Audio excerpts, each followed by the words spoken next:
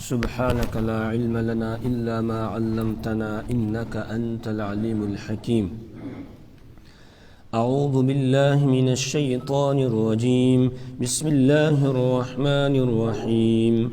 والتين والزيتون وطور سينين وهذا البلد الأمين لقد خلقنا الإنسان في أحسن تقويم ثم رددناه أسفل سافلين إلا الذين آمنوا وعملوا الصالحات فلهم أجر غير ممنون فما يكذبك بعد بالدين أليس الله بأحكم الحاكمين.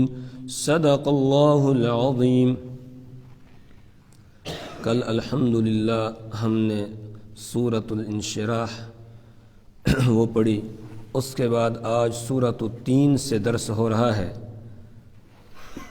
سورۃ التین میں اللہ تبارک و تعالی نے انسان کے مرتبے اور مقام کو بیان کیا، اور انسان کو اللہ نے جو تکریم اور عزت عطا کی ہے اس کو اللہ نے بیان فرمایا. 4 قسمیں ابتدا میں اللہ تعالیٰ نے کھائی، اور 4 قسمیں کھانے کے بعد پھر انسان کی تکریم، اس کے اعزاز اور اس کے مرتبے اور مقام کو اللہ تعالیٰ نے بیان کیا. اور ساتھ ہی جو انسان اپنے مرتبے اور مقام کو نہ پہچانے اور انسانیت سے نیچے اتر جاتا ہے، پھر وہ کہاں پہنچ جاتا ہے، کس درجے میں پہنچ جاتا ہے، اس بات کو اللہ تعالیٰ نے اس صورت کے اندر بیان کیا. چنانچہ اللہ فرماتے ہیں والتین والزیتون. والتین قسم ہے انجیر کی، تین کہا جاتا ہے عربی زبان میں انجیر کو، قسم ہے انجیر کی. والزیتون اور قسم ہے زیتون کی. وطور سینین اور قسم ہے طور سینین کی. وہذا البلد الامین اور قسم ہے اس امن والے شہر کی. لقد خلقنا الانسان فی احسن تقویم، تحقیق کے ہم نے پیدا کیا ہے الانسان، انسان کو، فی احسن تقویم، بہترین سانچے میں، بہترین ڈھانچے میں ہم نے انسان کو پیدا کیا ہے. 4 قسمیں اللہ تعالیٰ نے کھائی. التین انجیر کی قسم، انجیر اور زیتون یہ دونوں چیزیں ہم جانتے ہیں کثیر المنافع اور کثیر البرکت ہے دونوں. اللہ نے بہت منافع رکھے ہیں انجیر کے اندر، بہت بیماریوں کا علاج ہے، انسان کے لیے بہت ہی زیادہ مفید ہے. اسی طریقے سے زیتون، اس میں بھی اللہ نے بہت فوائد رکھے ہیں، اور اطباء نے، ڈاکٹروں نے، حکیموں نے ان دونوں کے بے شمار فوائد بیان کیے ہیں، انجیر کے بھی اور زیتون کے بھی. تو یہ دونوں کثیر المنافع غذائیں ہیں جو اللہ نے انسان کے لیے پیدا کی ہیں، ان کی قسم کھا کر اللہ فرماتے ہیں. اسی طریقے سے طور سینین، یہ وہ پہاڑ ہے جس پر حضرت موسیٰ علیہ السلام اللہ سے ہم کلام ہوتے تھے، اللہ سے بات چیت کرتے تھے. اس عظمت والے پہاڑ کی اللہ نے قسم کھائی. اسی طریقے سے 4 نمبر پر وَهَذَا الْبَلَدِ الْأَمِينَ اور اس امن والے شہر کی قسم، مکۃ المکرمہ کی قسم اللہ تعالیٰ نے کھائی. اور پیچھے ہم پڑھ کر آئے کہ مکۃ المکرمہ کی قسم کھائی، یہ عظمت والا شہر ہے، اس لیے بھی کہ وہاں اللہ کا گھر ہے، اس لیے بھی کہ وہاں صفا اور مروہ ہے، وہاں مقام ابراہیم ہے، وہاں زمزم ہے، اور بہت سارے شاعر ہیں. لیکن ان کے ساتھ ساتھ ایک اور اس شہر کی عظمت اور شان کو بڑھانے والی چیز ہے، وہ ہے رسول اکرم صلی اللہ علیہ وسلم کا وہاں پر پیدا ہونا اور اس جگہ پر آپ کا قیام کرنا. لا اقسم بہذا البلد وانت حل بہذا البلد. تو اس عظمت والے شہر کی بھی اللہ قسم کھاتے ہیں. بعض مفسرین یہ کہتے ہیں کہ التین اور الزیتون اس سے مراد وہ جگہیں ہیں جہاں پر ان کی پیداوار ہوتی ہے، ان دونوں درختوں کی پیداوار ہوتی ہے، انجیر اور زیتون کی پیداوار ہوتی ہے، اور وہ ہے ملک شام. کثرت سے ملک شام کے اندر یہ دونوں پیدا ہوتے ہیں، اور جگہوں میں بھی پیدا ہوتے ہیں، لیکن کثرت سے جو ہے وہ ملک شام میں انجیر بھی ہوتا ہے اور اس کے ساتھ ساتھ زیتون بھی ہوتا ہے. تو گویا اب یہاں یہ قسم ہو جائے گی ملک شام کی قسم ہو جائے گی، اس جگہ کی قسم. اسی طریقے سے طور سینین، طور پہاڑ کی قسم، وہذا البلد الامین اور مکۃ المکرمہ کی قسم. یہ تین جگہوں کی قسم ہو جائے گی. ان تینوں جگہوں کی قسم کھا کر اللہ فرماتے ہیں لقد خلقنا الانسان فی احسن تقویم، کہ ہم نے انسان کو بہترین ڈھانچے میں پیدا کیا ہے. اور میرے استاد محترم حضرت مفتی صاحب نور اللہ مرقدہ وہ تفسیر کرتے تھے کہ والتین والزیتون، یہ دونوں پھل انجیر اور زیتون یہ ملک شام میں ہوتے ہیں، اور ملک شام میں اللہ تبارک و تعالیٰ نے حضرت عیسیٰ علیہ السلام کو پیغمبر بنا کر، اور بہت پیغمبر آئے ملک شام میں، لیکن آخری پیغمبر بنی اسرائیل کے جو ملک شام میں آئے ہیں وہ حضرت عیسیٰ علیہ السلام ہے، اور ان پر نازل ہونے والی کتاب ہے انجیل. اور طور سینین یہ وہ مقام ہے جہاں حضرت موسیٰ علیہ السلام اللہ سے ہم کلام ہوتے تھے، اور ان پر نازل ہونے والی کتاب ہے توریت. اور وہذا البلد الامین یہ وہ شہر ہے جہاں اللہ کے محبوب حضرت محمد رسول اللہ صلی اللہ علیہ وسلم کو بھیجا گیا، ان کو مبعوث کیا گیا، ان کی ولادت ہوئی، اور ان پر نازل ہونے والی کتاب ہے قرآن. تو گویا اللہ تعالیٰ یہاں توریت، انجیل اور اسی طریقے سے قرآن، ان تینوں کی قسم کھا کر اللہ فرما رہے ہیں لقد خلقنا الانسان فی احسن تقویم، کہ وہ حضرت عیسیٰ علیہ السلام پر نازل ہونے والی کتاب انجیل، وہ حضرت موسیٰ علیہ السلام پر نازل ہونے والی کتاب توریت، اور یہ حضرت محمد الرسول اللہ صلی اللہ علیہ وسلم پر نازل ہونے والی کتاب قرآن پاک، یہ تینوں کی اللہ قسم کھا کر بیان فرماتے ہیں کہ یہ تینوں گواہی دے رہی ہیں لقد خلقنا الانسان فی احسن تقویم، کہ ہم نے انسان کو بہترین ڈھانچے میں پیدا کیا ہے، ہم نے اس کو مکرم اور معزز بنایا ہے. انسان کو، انسان کی تکریم کو اللہ تعالیٰ نے بیان کیا. اور قرآن پاک میں اور بھی بہت سارے مقامات پر اللہ نے انسان کی تکریم کو بیان کیا.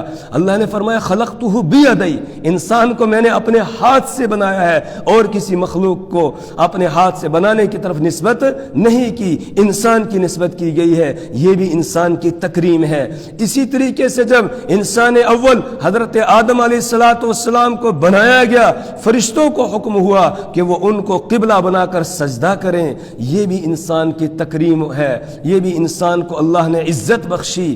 اسی طریقے سے پھر اللہ تبارک و تعالی نے حضرت آدم علیہ السلام اور فرشتوں کا امتحان لیا علمی اعتبار سے، اور حضرت آدم علیہ السلام کو علم کے ذریعے سے اللہ نے عزت بخشی. یہ بھی انسان کی تکریم ہے کہ ہم نے انسان کو بہترین سانچے میں یعنی مکرم اور معزز ہم نے پیدا کیا ہے. اسی طرح سورہ بنی اسرائیل میں ہے وَلَقَدْ كَرَّمْنَا بَنِي آدم، کہ ہم نے انسان کو معزز اور مکرم بنایا ہے، عزت والا ہم نے انسان کو بنایا. اس کی شکل و صورت جو ہے یہ بھی عزت والی اللہ نے بنائی ہے.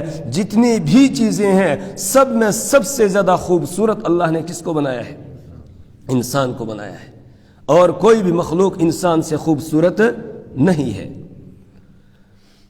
خلیفہ ابو جعفر منصور کے زمانے میں ایک اس کا وزیر ہے عیسیٰ بن موسیٰ ہاشمی. وہ اس کی بیوی بہت خوبصورت تھی، اپنی بیوی کو لے کر بیٹھا ہوا تھا چاندنی رات میں، اور آپس میں ایسے ہی دل لگی کر رہے ہیں، کھیل رہے ہیں، باتیں کر رہے ہیں. اسی میں کھیلتے کھیلتے اس نے اپنی زبان سے یہ کہہ دیا اپنی بیوی سے کہ انت طالق ثلاث ان لم تکونی من احسن القمر، کہ اگر تو چاند سے زیادہ خوبصورت نہیں ہوئی تجھے 3 طلاق ہے. اس طرح اس نے کہہ دیا. بیوی فوراً اٹھی اور پردے میں چلی گئی. اس نے کہا کہ اب تو مجھے طلاق پڑ گئی، اب میں تیری بیوی نہیں رہی، اب حجاب ہے میرے اور تیرے درمیان، پردہ ہے. اب یہ پریشان ہو گیا. علماء کو بلایا گیا، فقہا کو بلایا گیا، انہیں بتایا گیا کہ اس طرح اس نے کہا ہے. اب بیوی کو طلاق ہوئی یا نہیں؟ سب نے کہا طلاق پڑ گئی. کیوں؟ اس لیے کہ ظاہر یہی ہے، ہم تو یہی فیصلہ کریں گے کہ چاند جی زیادہ چمکدار ہے، وہ زیادہ خوبصورت ہے، اور یہ اتنی چمکدار نہیں ہے، اس لیے طلاق پڑ گئی. ایک عالم ہے وہ خاموش بیٹھے ہیں، وہ امام اعظم ابو حنیفہ علیہ رحمہ کے شاگرد ہیں. وہ بیٹھے ہوئے ہیں، وہ کوئی جواب نہیں دے رہے ہیں. جب سب اپنے اپنے جواب اور دلائل وغیرہ دے کر فارغ ہو گئے، اب وہ بولے، انہوں نے کہا کہ میں یہ کہتا ہوں کہ طلاق نہیں ہوئی۔ سب حیران رہ گئے کہ کیسے طلاق نہیں ہوئی؟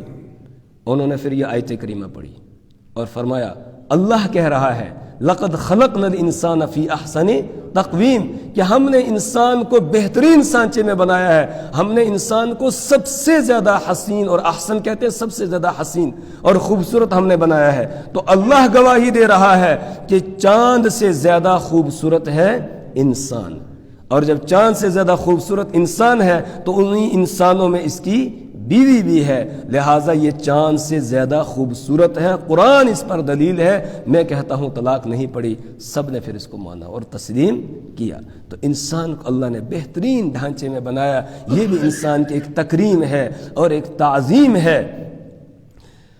اب اس تکریم اور تعظیم کا تقاضا یہ ہے کہ انسان اپنے مرتبے اور مقام کو سمجھے اور یہ اس کے سامنے جھکے جو اس سے اوپر ہے، اور انسان سے اوپر صرف کون ہے؟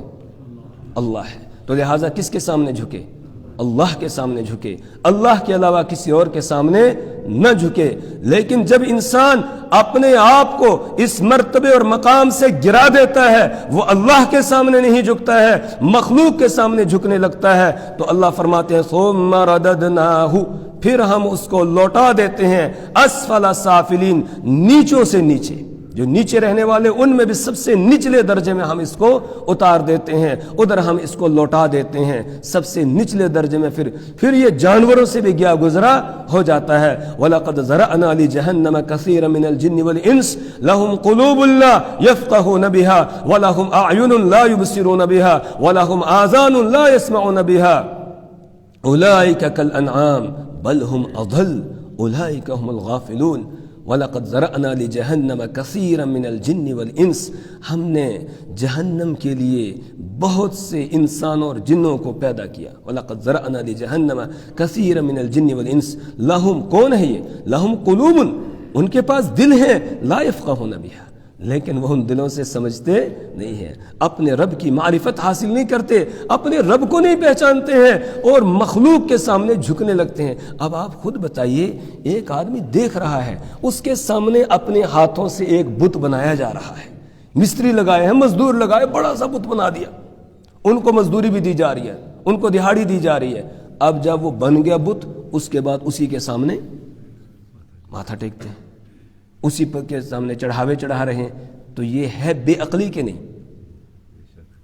یہ بے عقلی ہے کہ نہیں؟ یہ انسان نے اپنے مرتبے اور مقام کو کیا کیا؟ گرا دیا، اپنے آپ کو گرا دیا۔ اللہ فرماتے ہیں پھر میں اس کو اور گرا دیتا ہوں، جب یہ اپنے آپ کو گراتا ہے پھر میں اور گرا دیتا ہوں، پھر کہاں کہاں یہ جھکتا ہے، کس کس جگہ اپنے آپ کو ذلیل کرتا ہے اور رسوا کرتا ہے۔ جب میرے سامنے نہیں جھکتا پھر ہر در پر کیا ہوتا ہے؟ یہ جھکتا ہے۔ اللہ اس کو نچلے درجے میں اتار دیتے ہیں۔ اولئک کلن لہم قلوب، ان کے پاس دل ہے لیکن سمجھتے نہیں ہے، ولہم اعین، آنکھیں ہیں، لا یبصرون بہا، لیکن ان آنکھوں سے دیکھتے نہیں، بصیرت سے کام نہیں لیتے ہیں، ولہم آذان، ان کے پاس کان ہیں، لا یسمعون بہا، لیکن ان کانوں سے حق کو وہ سنتے نہیں ہیں۔ اولئک کالانعام، یہ جانوروں کی طرح ہے، بل ہم اضل، بلکہ وہ ان سے بھی کیا ہے؟ نچلے درجے میں ہے۔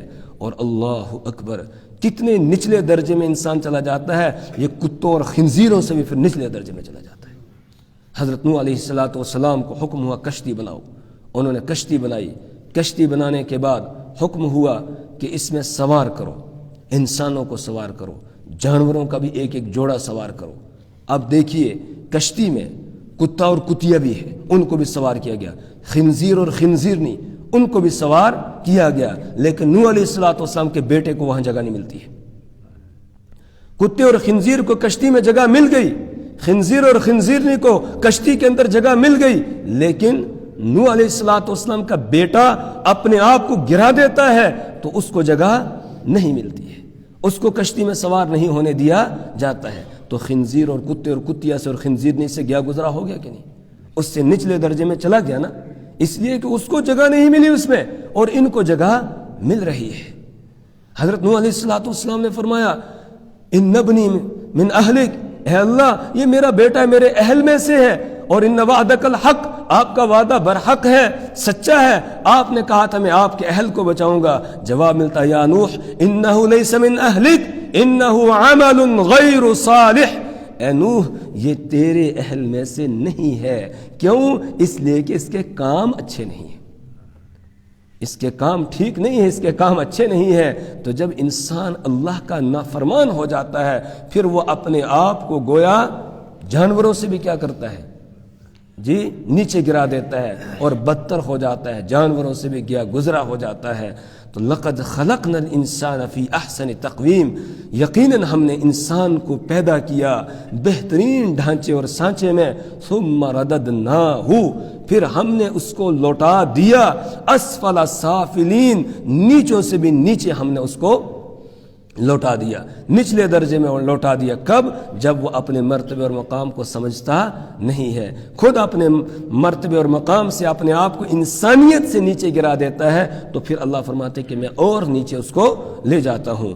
البتہ اسفل السافلین یعنی نیچے ہونے سے بچنے والے کون ہیں؟ الا الذین آمنوا، مگر وہ لوگ جنہوں نے ایمان لایا، وعملوا الصالحات، اور انہوں نے نیک کام کیے، فَلَهُمْ أَجْرٌ غَيْرُ مَمْنُونَ، تو ان کے لیے ہے نہ ختم ہونے والا اجر۔ فَلَهُمْ ان کے لیے اجر، اجر غیر ممنون نہ ختم ہونے والا، ان کے لیے نہ ختم ہونے والا اجر ہے جو ان کے لیے جاری ہے اور کبھی اس کا سلسلہ اور اس کا ثواب ختم نہیں ہوگا۔ ایسا اجر اللہ تبارک و تعالیٰ نے ان کے لیے رکھا ہے ان کے اعمال کا۔ ایک تفسیر مفسرین نے یہ بھی کی ہے کہ انسان کو ہم نے خوبصورت ڈھانچے میں بنایا، بچپن میں خوبصورت ہوتا ہے، پھر جوانی میں آیا اور خوبصورت ہو جاتا ہے، پھر آہستہ آہستہ جوانی ڈھلنے لگتی ہے، ختم ہونے لگتی ہے، اس کے بعد پھر انسان کمزور ہو جاتا ہے، اور یہاں تک کہ جو اعمال وہ جوانی میں کرتا تھا بڑھاپے میں وہ نہیں کر سکتا ہے۔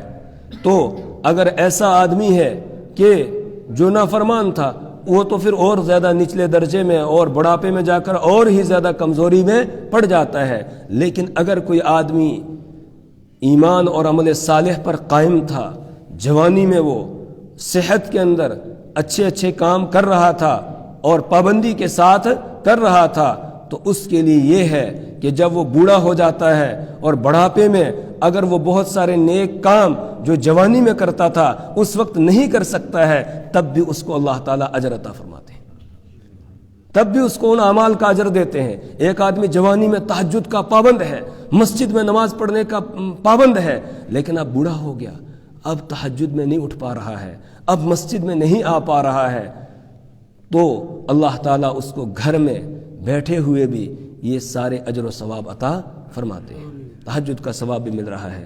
اسی طریقے سے جو وہ نیک کام کرتا تھا ان سب کا ثواب مل رہا ہے۔ اس کے پاس پیسے تھے جوانی میں، وہ خوب خرچ کرتا تھا، صدقہ اور خیرات کرتا تھا، بوڑھا ہو گیا، اب ہاتھ میں کچھ بھی نہیں رہا، تو تب بھی اللہ تعالیٰ اس کو جوانی میں جتنا وہ خرچ کرتا تھا اس کے برابر ثواب اللہ تعالیٰ دیتے رہتے ہیں۔ لیکن یہ اس کو ملے گا جو پکا ملازم ہوگا، جو دیہاڑی دار ہے وہ نہیں کہ ایک دن آیا اور 4 دن نظر ہی نہیں آیا، ایک دن آیا اور 5 دن پھر نظر ہی نہیں آیا، جمعے والا وہ نہیں، بلکہ جو پکا ملازم ہے، جیسے گورنمنٹ کے ملازم بھی ہوتے ہیں نا، جو پکے ملازم ہوتے ہیں، تو اگر وہ بیمار ہو جائیں کچھ ہو جائے تب بھی تنخواہ ان کو ملتی رہتی ہے، اور پھر جب بوڑھے ہو جاتے ہیں ریٹائر ہو جاتے ہیں تو پینشن ملتی رہتی ہے ان کو، جب تک وہ زندہ ہے تب تک ان کا وہ حساب کتاب چلتا رہتا ہے۔ اسی طریقے سے جو اللہ کے پکے ملازم بن گئے، یعنی وہ پابندی کے ساتھ نیک اعمال ادا کر رہے ہیں، اب بوڑھے ہو گئے، اب بیمار ہو گئے، اب وہ نہیں آ پا رہے ہیں، وہ درس میں آتے تھے، تفسیر میں آتے تھے، وہ علم حاصل کرنے کے ارادے سے آتے تھے، ایک ایک قدم پر ان کو 700 نیکیاں مل رہی تھی، ایک ایک قدم پر 700 نیکیاں ان کو مل رہی تھی۔ جب ہم آئے نا مسجد میں نماز پڑھنے کا ارادہ تو ہوتا ہی ہے، اس کے ساتھ ہم یہ نیت بھی کر لیں کہ اس کے بعد درس قرآن ہوگا، ہم اس میں بیٹھیں گے، ہم کوئی علمی بات حاصل کریں گے تو طالب علم ہم بن جائیں گے، اور جب طالب علم بن جائیں گے تو اللہ کے رسول صلی اللہ علیہ وسلم نے ارشاد فرمایا من خرج فی طلب العلم فہو فی سبیل اللہ، جو طلب علم کے لیے نکلا ہے وہ اللہ کی راہ میں ہے، اور جو اللہ کی راہ میں ہوتا ہے وہ اگر ایک نیکی کرتا ہے 700 کے برابر اس کو ثواب ملتا ہے۔ تو ایک ایک قدم پر ہمیں 700 نیکیاں ملیں گی۔ اب آدمی بیمار ہو گیا، درس میں نہیں آ پا رہا ہے بیماری کی وجہ سے، تو گھر بیٹھے ہوئے ہی اس کو 700 نیکیاں، جتنے قدم اس کے گھر سے مسجد تک اٹھتے تھے اتنی ہی نیکیاں اللہ تعالیٰ ایک ایک قدم کے بدلے میں اس کو 700 نیکیاں اللہ تعالیٰ عطا فرما رہے ہیں۔ تو لیکن یہ اس کے لیے ہے جو پکا ملازم ہوگا، جو کبھی کبھار والا وہ نہیں، بلکہ جو پکا ملازم ہے اس کے لیے یہ اجر و ثواب ہوگا۔ تو ثم رددناہ اسفل سافلین، اب اس کا ترجمہ یہ ہوگا ہم اس کو لوٹا دیتے ہیں نیچوں سے نیچے، یعنی اس کو ہم جب وہ کمزور ہو جاتا ہے، بوڑھا ہو جاتا ہے، بڑھاپے کی طرف ہم اس کو لوٹا دیتے ہیں۔ پھر الا الذین آمنوا وعملوا الصالحات، اب اس کے عمل کا سلسلہ بند ہوتا ہے، لیکن جس نے ایمان لایا اور عمل صالح کیے ہیں فلاحم اجر غیر ممنون، ان کا وہ عمل جو وہ جوانی میں کر رہے تھے اس عمل کا سلسلہ ان کے لیے جاری رہے گا، وہ ختم نہیں ہوگا۔ فلاحم اجر، تو ان کے لیے اجر ہے غیر ممنون، نہ ختم ہونے والا۔ فما یکذبک بعد بالدین، یہ سن لینے کے بعد اب بھی اگر کوئی نہیں سنبھل رہا ہے، اپنے آپ کو نہیں سدھار رہا ہے، اپنے آپ کو نہیں سنوار رہا ہے، اب بھی اللہ کی طرف نہیں آ رہا ہے، اب بھی اپنے مرتبے اور مقام کو نہیں پہچان رہا ہے، تو اس کا مطلب یہ ہے کہ اس کو اللہ کے وعدوں پر یقین نہیں ہے، اس کو آخرت کا یقین نہیں ہے، اس لیے اپنی اصلاح نہیں چاہتا ہے۔ اللہ فرما رہے ہیں فما، تو کون سی چیز ہے یکذبک، جو جھٹلانے پر مجبور کر رہی ہے تجھے، بعدو، اس کے بعد، یعنی یہ سن لینے کے بعد، بالدین، قیامت کے دن کو، یعنی کون سی چیز ہے جو تجھے قیامت کی منکر بنا رہی ہے، کون سی چیز ہے جو تجھے بدلے کے دن کے بارے میں جھٹلانے پر مجبور کر رہی ہے کہ قیامت ویامت کچھ نہیں ہے، بس یہی دنیا ہے، نعوذ باللہ من ذالک۔ کون سی چیز ہے جو تیرا یہ ذہن بنا رہی ہے، جس کی وجہ سے تو نمازوں کی پابندی نہیں کر رہا ہے، جس کی وجہ سے تو اور نیک اعمال کی پابندی نہیں کر رہا ہے، اللہ کی طرف نہیں آ رہا ہے، یہ کون سی چیز ہے جو تجھے جھٹلا رہی ہے؟ یاد رکھ اللہ کی عدالت لگنے والی ہے، قیامت قائم ہوگی، اللہ تم سب کو دوبارہ زندہ کرے گا، اور پھر اللہ کی عدالت لگے گی، وہ فیصلہ کرے گا، اور اس سے بڑھ کر کوئی فیصلہ کرنے والا نہیں ہے۔ الیس اللہ، کیا نہیں ہے اللہ باحکم الحاکمین، سب فیصلہ کرنے والوں میں سب سے زیادہ فیصلہ کرنے والا؟ کیا وہ احکم الحاکمین نہیں ہے؟ وہ سب حاکموں پر حاکم نہیں ہے، وہ سب کا فیصلہ کرے گا۔ اس کے جواب میں رسول پاک صلی اللہ علیہ وسلم پڑھا کرتے تھے بھلا وانا علی ذلک من الشاہدین، کیوں نہیں، میں اس بات پر گواہوں میں سے ہوں کہ اللہ احکم الحاکمین ہے، وہ سب سے بہترین فیصلہ کرنے والا اور سب سے زیادہ انصاف کا فیصلہ کرنے والا ہے، اور اس کی عدالت لگے گی اور اس میں فیصلہ ہوگا۔ یہ کیسے ہو سکتا ہے؟ ایک ظالم ظلم کرتا جاتا ہے، ظلم کے اندر بڑھتا چلا جاتا ہے اور ظلم پہ ظلم کرتا ہے، اور ایک مظلوم وہ ظلم کو سہتے سہتے تھکتا نہیں ہے، ظلم پہ ظلم اس پہ کیے جا رہے ہیں، ایک ظالم اور ایک مظلوم ہے، اور دونوں دنیا کے اندر زندگی گزار کے چلے جائیں اور ان کا انصاف نہ ہو، ایسا نہیں ہو سکتا ہے۔ اللہ تعالیٰ ان کے لیے انصاف کا ایک دن قائم کرے گا جس میں وہ انصاف کرے گا، ظالم کو اس کے ظلم کی سزا دی جائے گی اور مظلوم کو اس کے ظلم سہنے پر اللہ اجر و ثواب عطا فرمائیں گے، نیک کو اس کی نیکی کا اجر و ثواب دیا جائے گا اور برے کو اس کی برائی کی سزا دی جائے گی۔ ایک دن قائم ہونے والا ہے، اس لیے اس دن کو جھٹلایا نہیں جا سکتا ہے۔ اللہ سے دعا کریں اللہ تبارک و تعالی ہمیں مرنے سے پہلے مرنے کی تیاری کرنے کی توفیق عطا فرمائے، اور قیامت کے دن کی ذلت اور رسوائی سے اللہ ہماری نسلوں کی حفاظت فرمائے، اللہ دنیا میں بھی عزت عطا فرمائے، اللہ آخرت میں بھی عزت عطا فرمائے، اللہ دنیا کی رسوائی اور ذلت سے بھی حفاظت فرمائے، اور آخرت کے دن کی رسوائی اور ذلت سے بھی ہماری اور ہماری نسلوں کی اللہ حفاظت فرمائے۔ سبحان اللہ و بحمدہ۔